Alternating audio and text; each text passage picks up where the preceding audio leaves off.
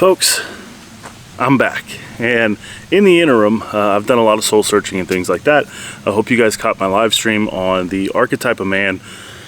I am rebranding. It's still going to be some firearms stuff. It's not like I've magically sipped the Kool-Aid and decided to turn in all my guns or become anti-gun or anything like that, but I would like to welcome you all to the inaugural archetype of man video. So we're going to be going over a few things today, mostly gun related, go figure. Got burnt out on guns, rebranding into a broader range of things, and first video back is guns. But it's going to be more than just one type of gun.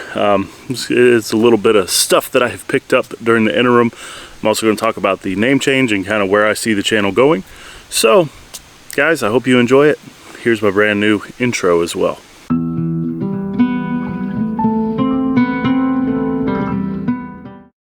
So first and foremost, let's talk about the name change. The Hungry Handgunner was a name that I came up with based on a joke that I had had with a friend of mine who had passed away, actually committed suicide, but it was about the fact that I would rather get a new gun and potentially go hungry than to be, well, fiscally responsible. So as time goes on, people grow up. I like to think I have. That may be debatable. But anyway, I really enjoyed what I did as the Hungry Handgunner. I did a lot of gun stuff, and then I started working at a gun store. And that kind of hobby became work, you know. All the stuff that I was trying to do on the channel were conversations I was having day in, day out in the shop, and I just got burnt out with it. So going forward, as a literary guy, I like words. Words have cool meanings. Archetype is to be a typical example of something, right? So archetype of man, I'm just a normal guy. Basically is what that's stating, and it's kind of redefining the narrative, right? Because the media hates a lot of things that are typically masculine, things that have traditionally been masculine. And at the same time, there's always been an expectation that as a man, you should be able to do, well, anything, and some of us just can't. I can come out here and tell you all sorts of useless knowledge about certain guns, but I have a really hard time doing construction type work, building things. So as time goes on and I learn how to do some of those projects, because as a homeowner, those things are going to need to be done at some point, and it's always cheaper to do it yourself, I think. Maybe not. If I mess it up enough times and the material costs mount, that might change. So it's going to be a broader range of things. Some stuff I already know how to do, gun stuff, some survival stuff, other stuff that I'll be learning and then hopefully videoing and then sharing how that went for entertainment or education purposes along the way. So that's where we're at with that. I would like to give a huge shout out to my buddy Nate over at King of Camo. They do Cerakoting, milling, engraving, things like that. He's the one that put that logo together for me based on the drawing that my buddy Chandler did. So Chandler is cool. He's an Army guy. I've talked about him a lot. He is kind of my safe space to talk to. He's a good friend. So he drew up the original idea. Nate turned it to a graphic design format, to a digital format. There will be hats and shirts and stuff like that coming out at some point. So it's really cool. I'm really happy with the way it turned out. I think it embodies what I'm hoping to do with the channel very well. So there is that. You guys take a look at the logo. If you have any questions about what's in it, feel free to drop it down in the comments. So while I've been away, I've done some self-exploration. I've re-explored what it means to be me and all this good stuff, and now I have to offer an apology to folks out there, potentially some of you, because as you may not know, I made a song at one point making fun of revolver people, particularly people that carried a revolver. That'll be floating up there somewhere if I remember to do that. It'll be in the description if I don't, so, or maybe both, who knows. But I actually wrote a song called the Revolver Song, which was pretty much a 3 to 4 minute compilation of me throwing all sorts of stereotypes and whatnot out there and basically making fun of people who carry revolvers. And that served me well for a long time. Now I haven't magically gone and sold off my Beretta or my Glocks or anything like that, but I find myself carrying a revolver. This is a Smith & Wesson 36-2. This is one of 3 guns that I'm going to be showing you today, 2 of which are revolvers. None of them are particularly uber tactical, which is crazy, I know. I'm going in the reverse order. A lot of people get into hunting rifles and stuff first and revolvers and then move on to super tactical stuff. I'm going the other way around. So 36-2, I have to tell the story on where I got this because it is a pre-lock Smith, which is very cool. She's absolutely gorgeous. She is loaded. I just took it out of the holster I've been carrying it in. These are Packmeyer grips. They're not original, so if you're collector, don't ding me. Also don't ding me on the fact that I've been shooting the piss out of this. So there is that. Guns are made to be shot, right? Guy came into the gun store, said, I want to sell my gun. Well, boss man looked at it, and it's just not, we don't really cater to this. It's more of a tactical shop. We have body armor and stuff like that. And he offered the guy $200, thinking the guy would say no. Well, the guy didn't say no. So the shop picked this thing up for $200. Of course, run the serial number, all that good stuff. And I got to looking at it, I was like, do I need it? I don't need it. I really don't need another gun. Definitely don't, 38 special, it's been doing good things for a long time, but 5 shots of 38. And the more I looked at it, the harder it was to convince myself. So I ended up buying it for what the shop had in it, $200. Don't hate me, but I always hear about other people getting deals like that. This is the first time that I got a deal like that, so I'm really happy, and I'm thankful to my boss that it worked out that way. So we're gonna go over more, but I figure we'll just go ahead and spoiler alert while we're going. You guys may remember I had a friend of mine loan me 300 Blackouts, and it was a video titled Popping My 300 Blackout Cherry, or whatever juvenile title I put on it. That link will be up there. Of the guns that I shot, he had a Mini 14 chambered in 300 Blackout, the side folding stock, and of course all of them were set up for the Dead Air Sandman S, phenomenal 30 cal suppressor, and that was a lot of fun. Even shooting supersonics, it's a good time. He also had an AR pistol and 300 Blackout, which was cool, but the gun that really just made me decide I wanted one was a Ruger American Ranch and 300 Blackout. If you hadn't noticed or hadn't been paying attention to the trends, I really like Ruger American Ranches. I've got a few of the Ranch, and then I've got 22 LR, a 22 Magnum, those aren't Ranches. I have a 5.56, it is a Ranch. 7.62x39 is a Ranch. 450 Bushmaster, I guess I need to bring that one out here too at some point. Probably won't be today. So technically 4 guns I've gotten in the interim. I hope she doesn't see. I've technically traded for a couple, but whatever. So I got this one. This is the 300 Blackout. So this is my latest in the Ruger American Ranch lineup. Are these things Christensen Arms or anything super high dollar and crazy high end? No, but they are serviceable rifles in my experience that for the money are kind of hard to beat. You have a user adjustable trigger, you have a very easy to disassemble bolt. On some of these you get all sorts of cool stuff, like this one uses AR mags, so that is cool. Came with a 10 rounder. I have a couple 20s. I do have to say that the 20 round magazine makes it kind of hard to sling this thing, so 10 rounders should be fine, but if I need more I can always throw a bigger mag in. So my buddy that I am going to blame for me needing this rifle was also kind enough to loan me some glass to put on here because, well, my scope budget's kind of shot at the moment. So I'm still trying to decide which route I want to go. This is a Burris 2-7. This is a long eye relief scope. I find myself liking it quite a bit. I have another scope of his that he has loaned me, which is the Loophole, I want to say 1.5 to 4, I believe, and it's also a longer eye relief scope, and I'm really liking those. A little bit different than what I'm used to, but there is that.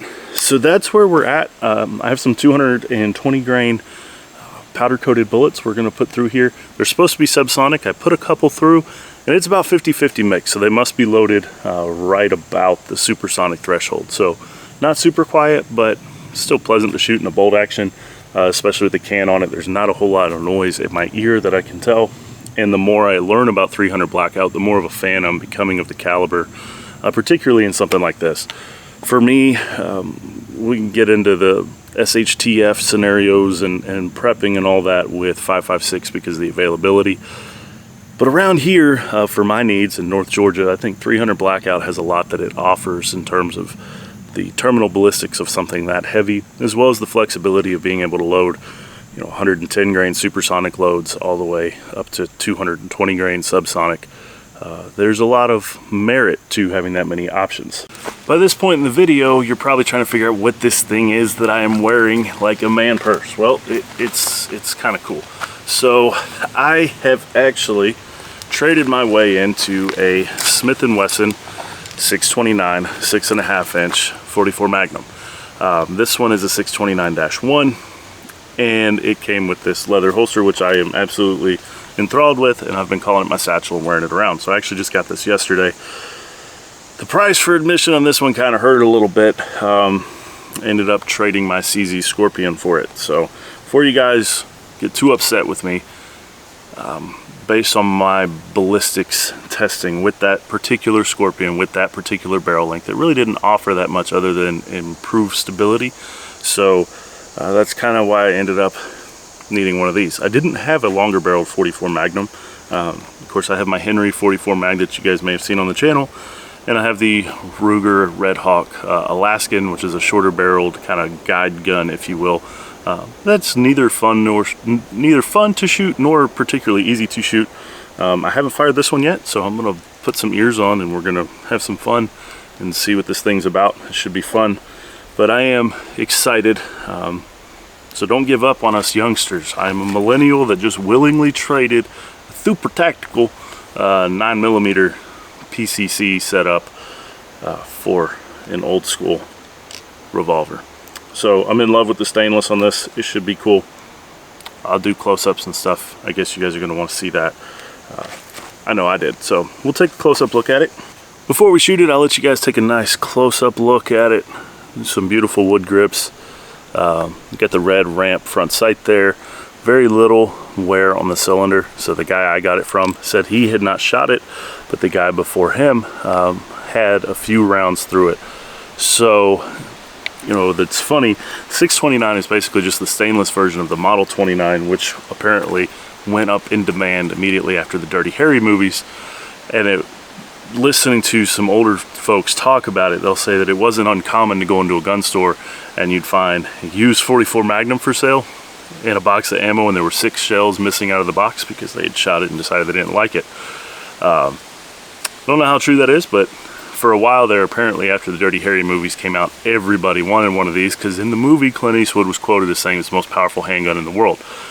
Obviously, it has been eclipsed since then, but I reload for 44. I love 44 out of my Henry, and having a gun that will work in that regard. And just look at this unit of a holster here.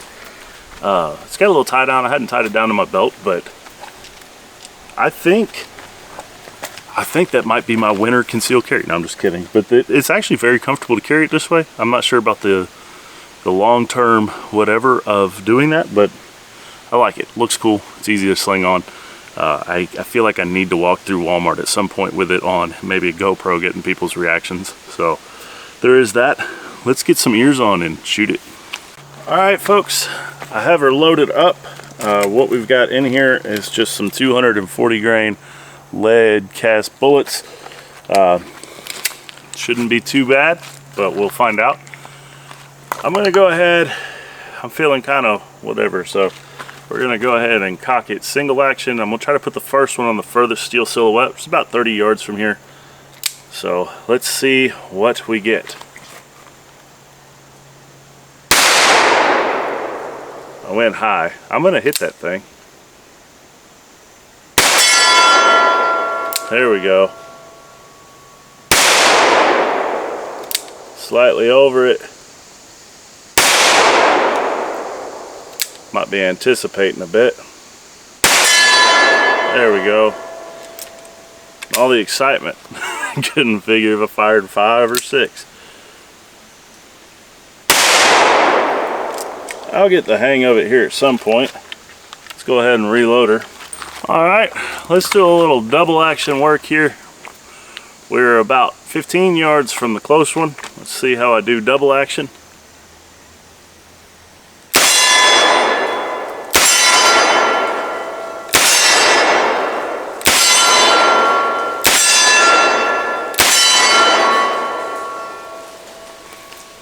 Much better.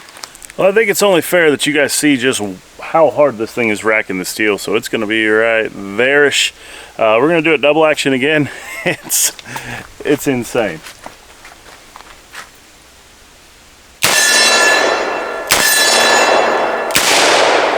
Pulled that one.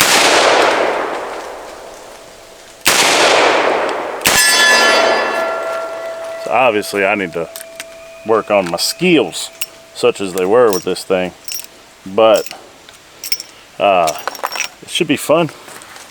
I have a speed loader here that I had sitting around for something else. I'm not sure if it'll work on this one. The answer is yes. Cool. Let's reach a little further up. Let me try some more single action work. These grips, as beautiful as they are, the gun is slipping around quite a bit. So there is that. Let's reach up there on the hill.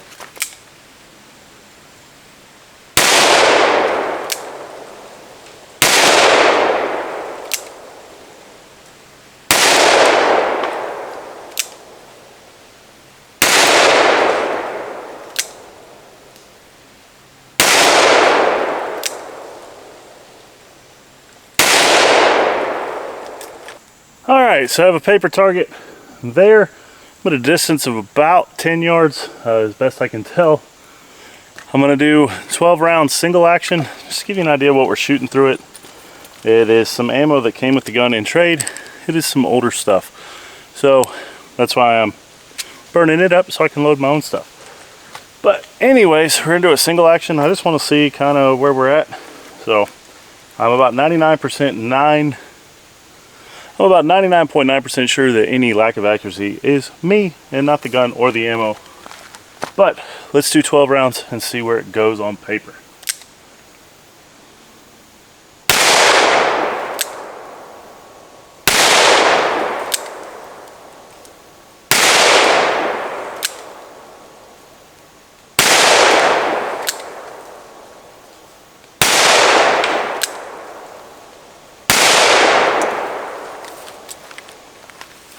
Got those 6. And whatever lube I think was used loading these, seating the bullets or whatever, it's made the cases kind of sticky. So even if I wanted to let them free fall, which I don't at the moment, only because I just had some stitches taken out of my back today and the bending over, not fun. So that's where we're at. Let's do these next 6.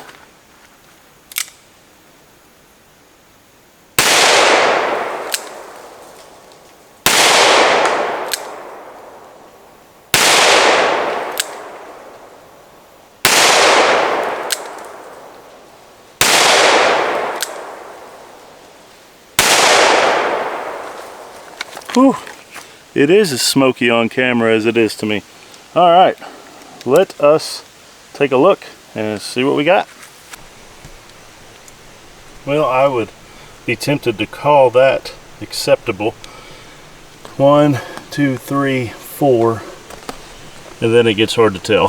Those are big bullets making big holes. So obviously that's not bad. It's about the size of my fist-ish. With some work, I think I can tighten that up some.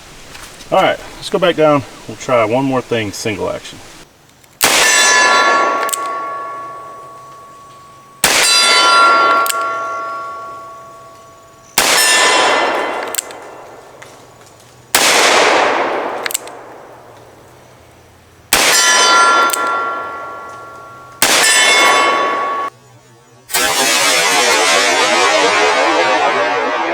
Well, I'm happy with it, which I guess is the biggest question. If you guys have any stories about your Smith & Wesson 629s, please drop them down in the comments because I'm impressed. So now, I guess we will talk about some other stuff. So one other thing I did want to mention while we're out here, just kind of catching up a little bit, is I had done a short the other day talking about having the stitches in my back. I had a biopsy done. I've been diagnosed with psoriasis, great fun. Never had anything like that. Well, the biopsy confirmed that. And the good news is the other thing they were looking at, well, it turns out to be no big deal. So at this point, just dealing with the psoriasis, which isn't that bad. It's on my arm a little bit. You may notice it when it flares up worse. That's what's going to be. So I'm actually not going to do any medicine at this point. I'm going to work on kind of changing my diet and stuff like that. So it is very unfortunate that the psoriasis appears to have popped up right when monkeypox became a thing. So yeah, the jokes are what they are. So loading up some 300 Blackout, these 220 grain. Like I said, they're not 100% subsonic. Some of them are breaking that barrier a little bit. I'm gonna put 5 in here. I got a paper target. I want to check 0 on the scope, but it should be quiet enough that I'm going to forego the hearing protection. Unlike with this thing, catch myself carrying this around, man. This is definitely a new take on the man purse. So we're gonna go ahead, we're gonna do 5 rounds, put my peepers on here, see what I can, make sure I can see what I'm shooting at. But this should be fun, and then we'll go look at the target afterwards. All right, no bipod on this one, so we'll see what we get here. Should be good. I'm gonna cheat and use some more zooms. If you have zooms available, why not use the zooms, right? All right, let's see here.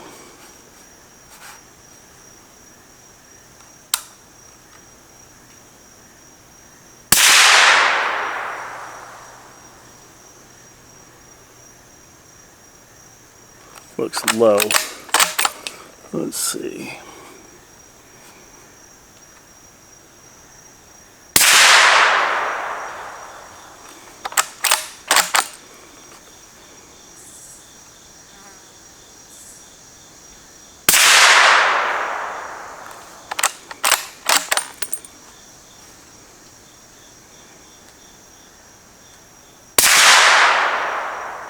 Yeah, I'm walking it in a little bit.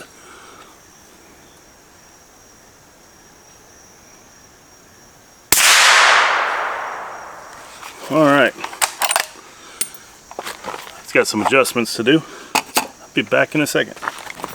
All right, if my calculations are correct, we should be a lot closer now. Let's see. Get comfy here.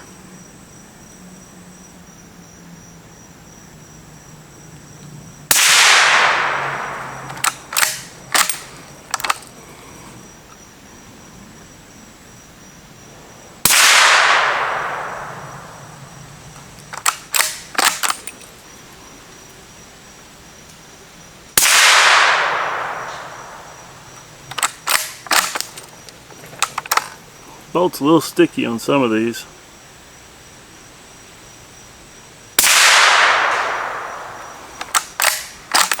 Dancing all around that red.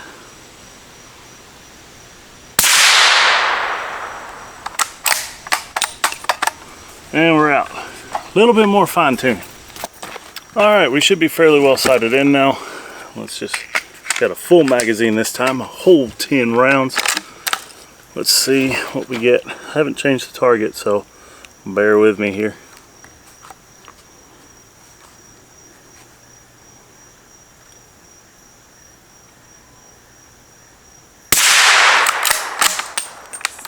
See how many of these are actually sub out of this 10.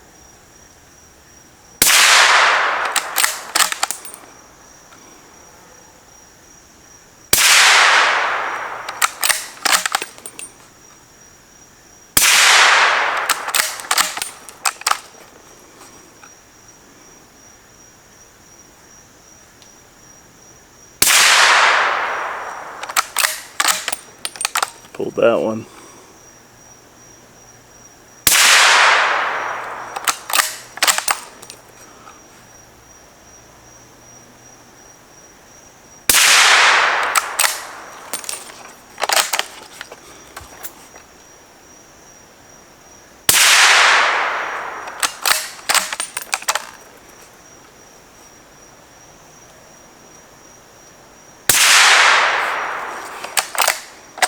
Last one.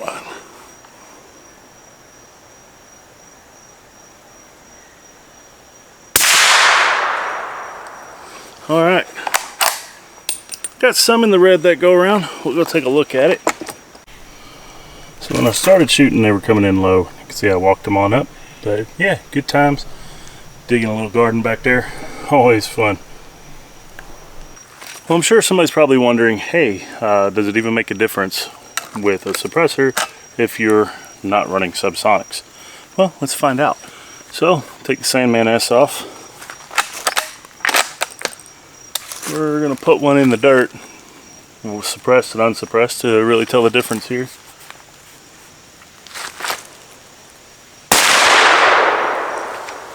That was obviously no suppressor. And now, suppressed.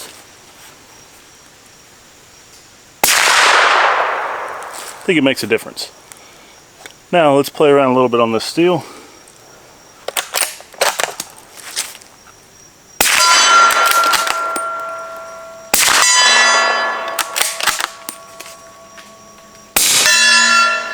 That one was subsonic. That's what I'm saying.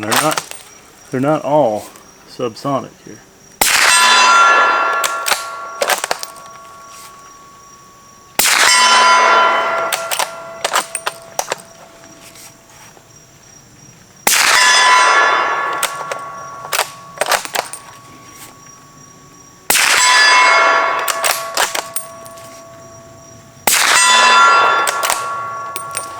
And we're out. But like I said, you could run this with 10 round, 20 round, 30 round drum magazines if you wanted to, which is cool. One thing to note, once the magazine is empty, the bolt will not go in, so you can either push the follower down, which my meaty paws don't work for, or drop the mag and go about your business. But it does come with a 10 round magazine, which honestly, if you're going to be traipsing about the woods with this thing, 10 kind of makes sense. But it is very cool. I like that the magazines aren't, you know, $40, $50 for a new one. So yeah, got my own 300 Blackout now. Well folks, that's pretty much going to wrap it up for today's video. Hope you guys had a good time. I didn't do any shooting with the 38-2, partly because I forgot to bring 38 Special out here with me. 36-2, my bad. So obviously there's a couple things I forgot. 38 Special ammo and the 450 Bushmaster. So we'll have to do another installment of guns I got during the break when I come back next time. But I think it was a good day. This was a lot of fun, the 629. So you guys saw the first shots on camera, which is kind of cool. So yeah, I appreciate all of you that were patient while I took the break and stuff like that. I hope to be bringing you guys content at least twice a month is my plan, every other Friday. And of course I'll throw in shorts and stuff along the way. So there is that. It's going to be fun. Guys, stay safe, and I will see you all next time.